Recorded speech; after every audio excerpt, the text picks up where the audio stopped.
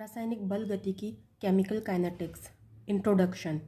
रासायनिक बल गतिकी अथवा रासायनिक गतिकी रसायन विज्ञान की वह शाखा है जिसके अंतर्गत विभिन्न प्रकार की रासायनिक अभिक्रियाओं के वेग, वेग की क्रियाविधि एवं उन्हें प्रभावित करने वाले कारक तथा अभिक्रियाओं की क्रियाविधि के बारे में अध्ययन किया जाता है। केमिकल काइनेटिक्स के अंदर rate of reaction, factors affecting rate of reaction and mechanism of reaction की स्टडी की जाती है। इसे ही केमिकल काइनेटिक्स कहा जाता है।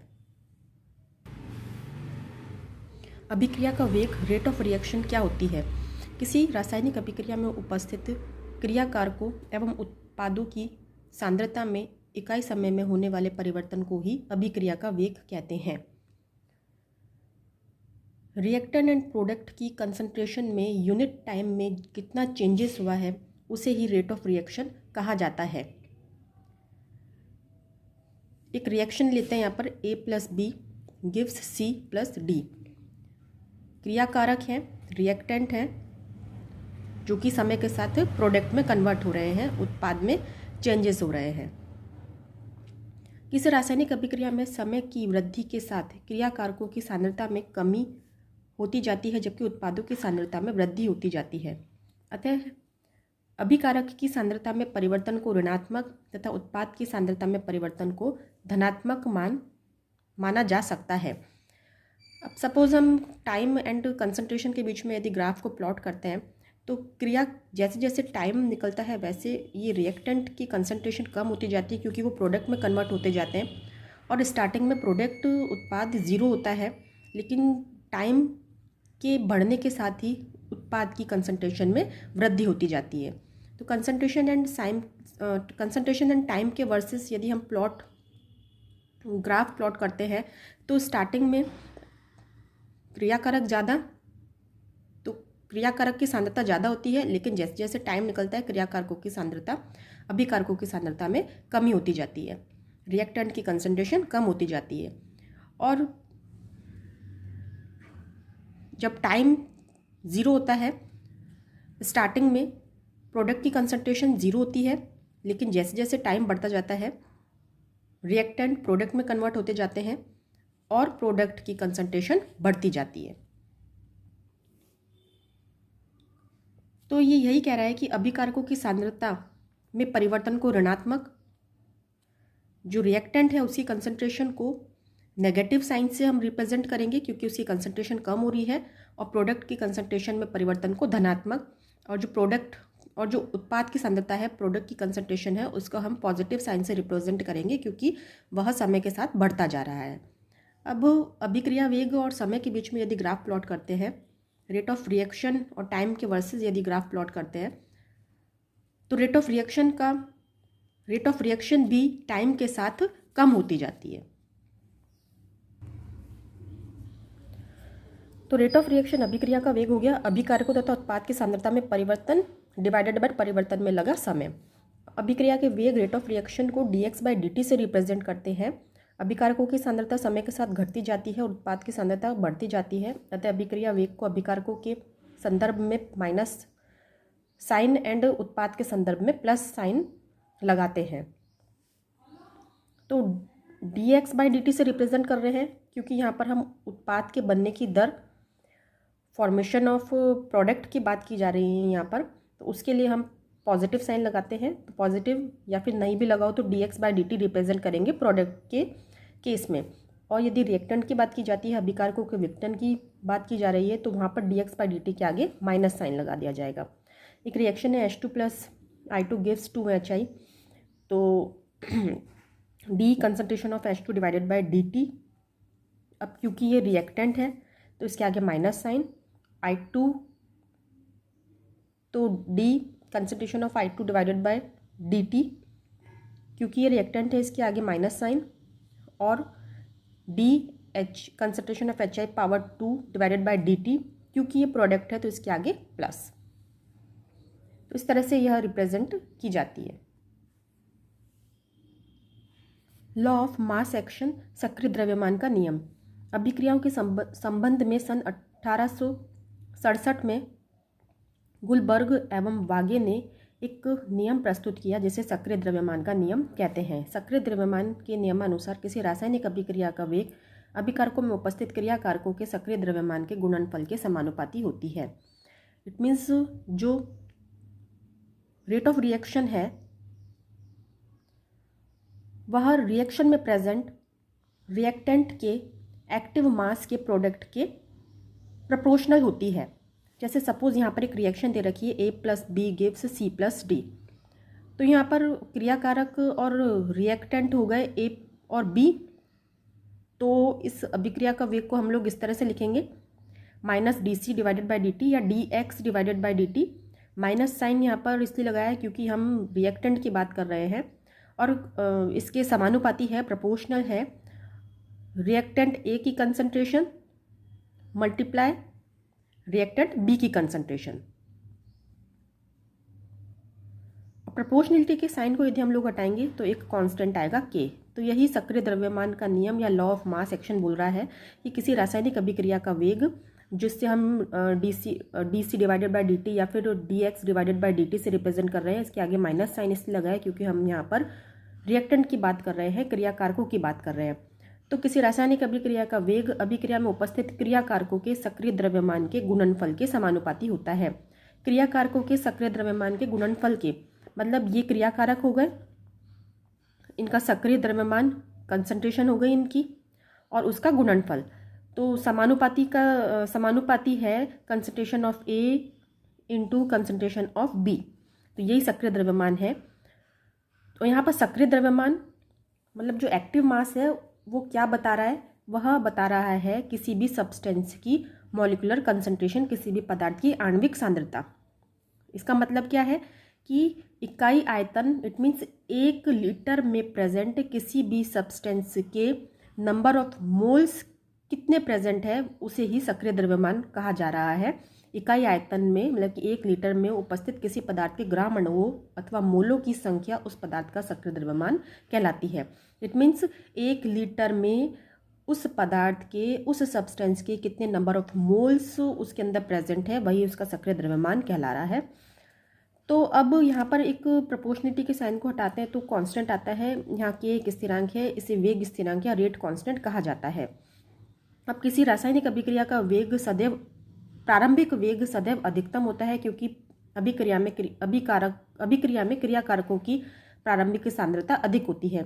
अब देखिए यहाँ पर अभिक्रिया का वेग की बात की जा रही है और उसे टाइम से रिलेट करके बताया जा रहा है। तो ये ग्राफ मैं आपको बता चुकी हूँ कि अभिक्रिया का वेग और समय के बीच में यदि ग्राफ खींचेंगे तो स्टार्टिंग में अभिकारक ज़्यादा होंगे जबकि वो प्रोडक्ट में कन्वर्ट नहीं होते हैं। तो स्टार्टिंग में अभिक्रिया का वेग ज़्यादा है, क्यों? क्योंकि ये क्रियाकारकों की सांद्रता के समानुपाती है। तो क्रियाकारक की सांद्रता स्टार्टिंग में ज़्यादा तो अभिक्रिया का वेग ज़्यादा, और जैसे जैसे टाइम बढ़ता जाता है क्रियाकारक उत्पाद में कन्वर्ट होते जाते हैं। तो क्रियाकारक जैसे जैसे कम होते जाएंगे अभिक्रिया का वेग भी, रेट ऑफ रिएक्शन भी कम होता जाएगा। तो यही हमारा सक्रिय द्रव्यमान का नियम या लॉ ऑफ मास एक्शन कह रहा है। अभिक्रिया के वेग को प्रभावित करने वाले कारक, factors affecting the rate of reaction. First, क्रियाकारकों की सांद्रता, कंसंट्रेशन ऑफ रिएक्टेंट। तो अभी हमने द्रव्य अनुपाती क्रिया का नियम पढ़ा है,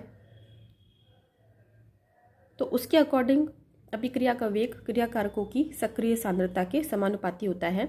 रेट ऑफ रिएक्शन रिएक्टेंट के एक्टिव मास के, एक्टिव कंसंट्रेशन के प्रोपोर्शनल होता है। तो अभिक्रिया का वेग में वृद्धि क्रियाकारकों की सांद्रता बढ़ाने पर होती जाती है, जबकि सांद्रता में कमी होने पर अभिक्रिया वेग में भी कमी होती जाती है। तो जितनी रिएक्टेंट की कंसंट्रेशन ज़्यादा होगी रेट ऑफ रिएक्शन भी उतना ज़्यादा होगा, और रिएक्टेंट की कंसंट्रेशन कम होने पर रेट ऑफ रिएक्शन भी कम हो जाएगी। सेकंड, ताप का प्रभाव, इफेक्ट ऑफ टेम्परेचर। तो किसी भी अभिक्रिया का वेग, रेट ऑफ रिएक्शन टेम्परेचर से बहुत ज़्यादा इफेक्ट होता है। ज़्यादा टेम्परेचर पर अभिक्रिया विस्फोटक प्रवृत्ति प्रदर्शित करती है। तो ऐसा क्यों होता है? क्योंकि जब हम टेम्परेचर बढ़ाते हैं तो रिएक्टेंट की काइनेटिक एनर्जी का मान बढ़ जाता है, गतिज ऊर्जा का मान बढ़ जाता है, और यदि रिएक्टेंट की काइनेटिक एनर्जी क्रिया कारकों की गतिज ऊर्जा का मान बढ़ रहा है तो उससे उनके बीच में होने वाली टक्करें भी बढ़ जाती हैं। उन क्रिया कारकों के बीच में कोलोइजन भी ज़्यादा हो जाते हैं और कोलोइजन ज़्यादा हो काइनेटिक एनर्जी के ज़्यादा होने से कोलोइजन ज़्यादा हो जाता है और कोलोइजन के ज़्यादा होने से अभिक्रिया तेज़ी से संपन्न होती है, रेट ऑफ रिएक्शन बढ़ जाती है।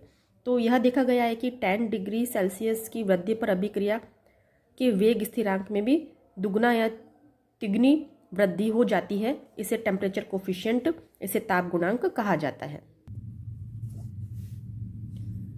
दाब का प्रभाव, इफेक्ट ऑफ प्रेशर। अभिक्रिया के वेग पर दाब का प्रभाव अभिक्रियाओं की केवल गैसेस अवस्था में ही पड़ता है, केवल गैसेस स्टेट में ही इफेक्ट पड़ता है।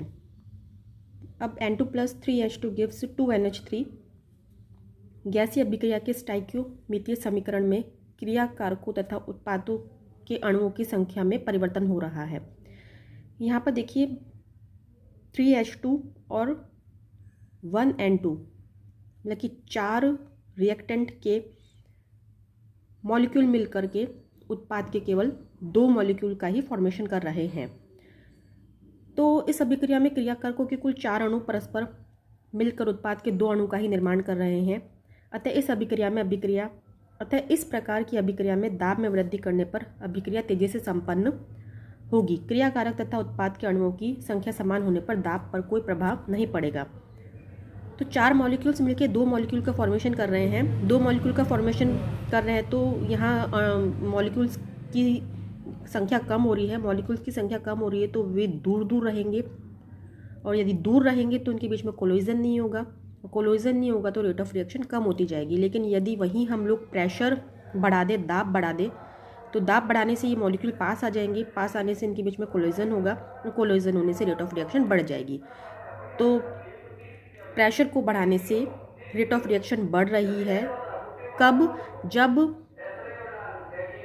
उत्पादों के अणुओं की संख्या कम। विकिरणों का प्रभाव, इफेक्ट ऑफ रेडिएशंस। विकिरण ऊर्जा, रेडिएशन एनर्जी का मतलब है एक्स किरणें, अल्ट्रावायलेट किरणें, यूवी रेज, अवरक्त किरणें, IR, रेडियो तरंगे, रेडियो वेव्स आदि की एनर्जी की बात की जा रही है। तो ऐसी अभिक्रिया जिनका वेग भिन्न भिन्न ऊर्जा के फोटोन के अवशोषण के फलस्वरूप बढ़ता है तथा वे तेजी से संपन्न होती है, प्रकाश रासायनिक अभिक्रियाएं कहलाती हैं। ऐसी रिएक्शंस जिनका रेट विभिन्न प्रकार की एनर्जी के फोटोन्स के एब्जॉर्प्शन के कारण बढ़ जाता है और वह रिएक्शन जल्दी हो जाती हैं, तो ऐसी रिएक्शंस को फोटोकेमिकल रिएक्शन कहा जाता है। इस प्रकार की अभिक्रियाओं में रेडिएशन एनर्जी के द्वारा जो फोटोन निकल रहे हैं उन फोटोन का रिएक्टेंट एब्जॉर्प्शन कर लेते हैं और उन फोटोन के एब्जॉर्प्शन के कारण जो रिएक्शन है वह जल्दी हो जाती है। तो इस प्रकार की अभिक्रियाओं में विकिरण ऊर्जा द्वारा उत्सर्जित फोटोन का अवशोषण क्रियाकारक अणुओं द्वारा किया जाता है, जिससे फोटोन द्वारा प्राप्त ऊर्जा से क्रियाकारक अणु आसानी से ऊर्जा अवरोधक को पार करके सक्रियत होकर उत्पाद बना लेते हैं तथा अभिक्रिया के वेग में वृद्धि हो जाती है। तो जो फोटोन से एनर्जी मिल रही है वह रिएक्टेंट मॉलिक्यूल ले करके आसानी से एनर्जी बैरियर को पार कर लेते हैं और एक्टिव होकर के प्रोडक्ट में कन्वर्ट हो जाते हैं। तो इस तरह से रेट ऑफ रिएक्शन बढ़ रही है रेडिएशंस एनर्जी को एब्जॉर्ब करने के कारण। नेक्स्ट, उत्प्रेरक का प्रभाव, इफेक्ट ऑफ कैटलिस्ट। अभिक्रिया मिश्रण में कुछ विशेष प्रकार के पदार्थों को डालने पर अभिक्रिया के वेग में वृद्धि हो जाती है। इन्हें उत्प्रेरक पदार्थ कहा जाता है। उत्प्रेरक रासायनिक अभिक्रिया में भाग तो लेते हैं परंतु अभिक्रिया समाप्ति पर पुनः पूर्व रूप में प्राप्त हो जाते हैं। तो कुछ विशेष प्रकार के सब्सटेंस जिसे रिएक्शन में डालने पर रेट ऑफ रिएक्शन इंक्रीज हो जाती है वे कैटलिस्ट कहलाते हैं। कैटलिस्ट केमिकल रिएक्शन में पार्टिसिपेट तो करते हैं परंतु जब अभिक्रिया पूरी तरह समाप्त हो जाती है तो वे अपने पहले वाले फॉर्म में वापस मिल जाते हैं। तो किसी रासायनिक अभिक्रिया में क्रियाकारक अणुओं को उत्पाद में बदलने के लिए एक ऊर्जा स्तर तक पहुंचना आवश्यक है, जिसे सक्रियण ऊर्जा तथा ऊर्जा अवरोधक कहते हैं। यहाँ देखिए, यहाँ पर एक क्रिया कारक है जो कि उत्पाद में बदल रहा है, एक रिएक्टेंट जो प्रोडक्ट में कन्वर्ट हो रहा है।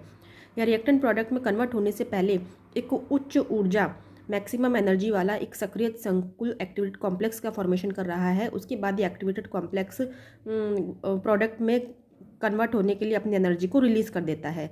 तो जब उत्प्रेरक की अनुपस्थिति में, जब कैटलिस्ट प्रेजेंट नहीं होता है, तब ये सक्रिय संकुल तक पहुंचने के लिए जितनी एनर्जी चाहिए उस एनर्जी को सक्रियण ऊर्जा एक्टिवेशन एनर्जी या फिर ऊर्जा अवरोधक एनर्जी बैरियर कहा जाता है। ये जो एनर्जी है उसे सक्रियण ऊर्जा या ऊर्जा अवरोधक एक्टिवेशन एनर्जी या एनर्जी बैरियर कहते हैं। तो लेकिन यदि इसके अंदर कैटलिस्ट, रिएक्शन के अंदर कैटलिस्ट को डाल दिया जाता है तो ये ऊर्जा बैरियर और एक्टिवेशन एनर्जी का मान कम कर देता है, और यदि ये मान कम कर देता है तो क्रियाकारक उत्पाद में बदलने के लिए कम टाइम लेता है। It means reactant come time में ही प्रोडक्ट में कन्वर्ट हो जाता है जब रिएक्शन के अंदर कैटलिस्ट प्रेजेंट हो।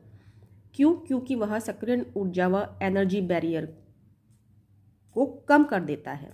तो इस प्रकार से अभिक्रिया वेग को प्रभावित करने वाले कारक आपके सामने हैं। Factors affecting rate of reactions आपके सामने हैं।